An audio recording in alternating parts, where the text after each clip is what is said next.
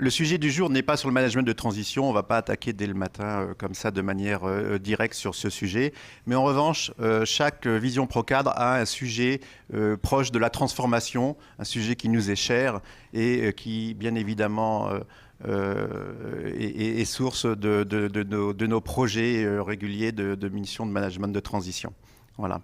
Et donc j'ai le plaisir d'accueillir Anne Barra, qui est rédactrice en chef du magazine Market, qui va échanger avec Philippe Monnier sur le sujet de la promotion économique en Suisse occidentale, un sujet qui a subi quelques rebondissements récemment et sur lequel la stabilité suisse est peut-être un peu mise en jeu. Anne, the floor is yours. Thank you, Olivier. Bonjour, donc Philippe Monnier, tout le monde vous connaît, mais je ne résiste pas à la tentation de vous présenter. Alors je ne vais pas faire un CV façon LinkedIn, mais j'ai 4 mots qui me semblent vous caractérisent. Le premier, c'est polyglotte, parce qu'en plus de parler couramment, enfin de manière maternelle, l'espagnol et le français, puisque vous êtes, je le rappelle, à la fois mexicain et suisse d'origine. Vous parlez aussi bien le japonais que l'anglais, l'allemand, l'italien, le portugais, ce qui est un palmarès assez impressionnant, enfin en tout cas à mes yeux, qui signe un homme international. International, c'est le deuxième adjectif que j'emploierais pour vous présenter.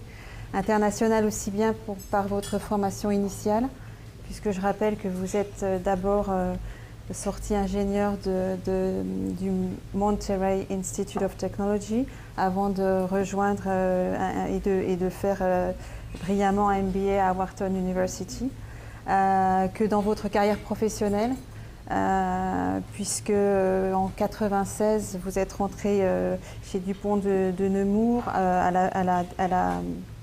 la division internationale, puis vous êtes passé à la SGS, où vous étiez, je regarde mes notes parce que je ne connais pas par cœur votre CV, vous étiez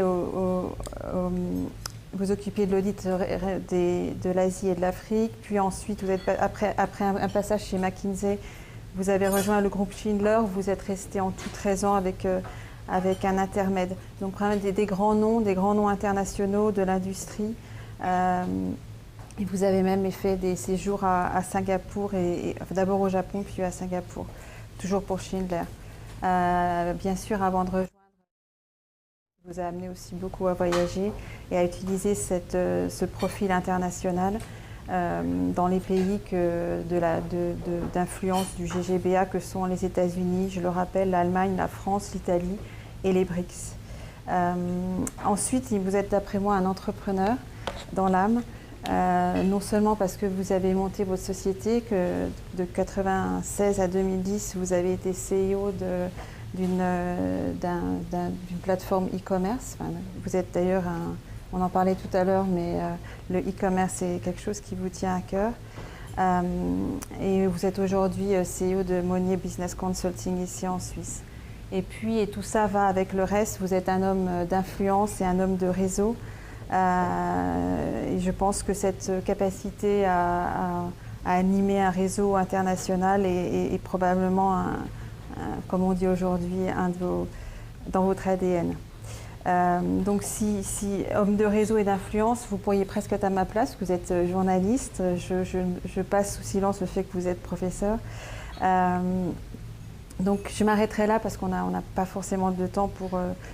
Enfin, on va surtout se concentrer sur la promotion économique et l'attractivité de la place suisse, et notamment de la Suisse romande, avec ce bouquin qui est votre 6e ouvrage.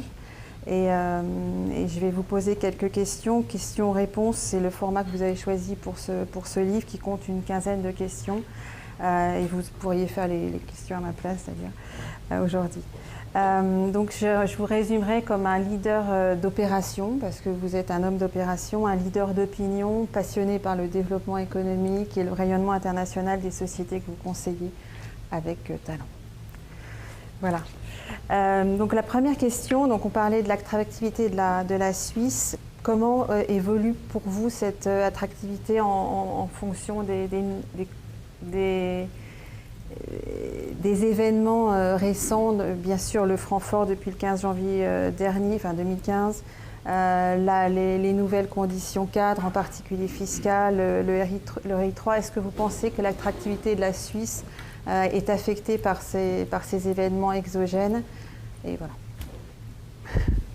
Bon, merci pour l'introduction. Bonjour à tous.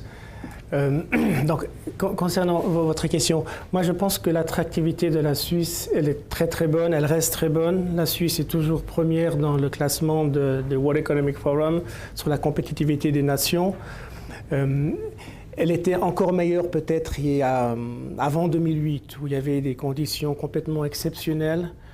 Mais maintenant, je pense qu'elle est devenue récemment, je dirais, plus compétitive qu'il y a peut-être 4-5 ans. Et donc, moi, je conclus que la compétitivité, elle reste très, très bonne. Et puis, elle va encore un peu s'améliorer dans le futur. Et pour vous, cette attractivité, elle est partout pareille en Suisse, ou vous feriez une distinction entre la Suisse romande, Zurich et peut-être d'autres parties de la Suisse? Je pense qu'il faut regarder chaque société de manière séparée. Chaque société a des besoins. Et puis, en fonction de ces besoins, un ou l'autre des cantons peut être attractif pour cette société. D'une manière générale, c'est vrai que le point fort, je dirais, de la Suisse, c'est surtout Zurich. Et c'est pour ça que pour la Suisse occidentale, la promotion économique, elle est spécialement importante. Parce que sans une bonne promotion économique, on aurait moins de sociétés ici. Mais il y a certaines sociétés pour lesquelles, par exemple, Neuchâtel, le Valais ou Fribourg sont peut-être les meilleurs cantons en raison de compétences spécifiques, de terrains disponibles, etc. Alors si maintenant on regarde de l'extérieur, est-ce qu'il y a des pays, si vous faisiez un top 5 des pays qui envoient des entreprises en Suisse?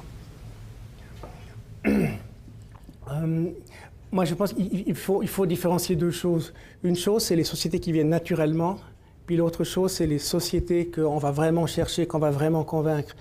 Parmi les sociétés qui viennent naturellement, qui ne sont pas des projets qui sont forcément intéressants pour la promotion économique, bon, c'est bien sûr la France et l'Allemagne. C'est là où il y a le plus de sociétés qui viennent, et très souvent, naturellement, d'après la Chambre de commerce Suisse-France, il y aurait 600 sociétés par année françaises qui viendraient naturellement en Suisse. Et ensuite, concernant les projets, la promotion économique, c'est-à-dire les projets qu'on va vraiment chercher, on dit ça c'est vraiment les sociétés qu'on aimerait avoir chez nous. On va les contacter, on va les convaincre.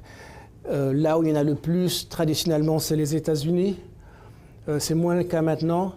Et puis là où il y a de plus en plus de possibilités, c'est les BRIC. Et surtout la Chine et la Russie, même si c'est des pays qui sont moins politiquement corrects que les États-Unis, l'Allemagne ou la France.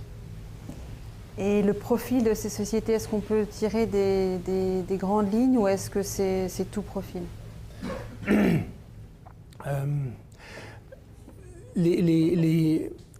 Si je pense au projet de la promotion économique, c'est-à-dire les projets qu'on va vraiment chercher, c'est toutes les sociétés qui ajoutent une forte valeur ajoutée économique à la Suisse. C'est des projets qui créent des emplois à haute valeur ajoutée, c'est des sociétés qui viennent sur le long terme, c'est des sociétés qui s'intègrent, c'est des sociétés qui vont renforcer des clusters prioritaires comme les sciences de la vie, comme les sciences, comme le IT, Information Technology, etc.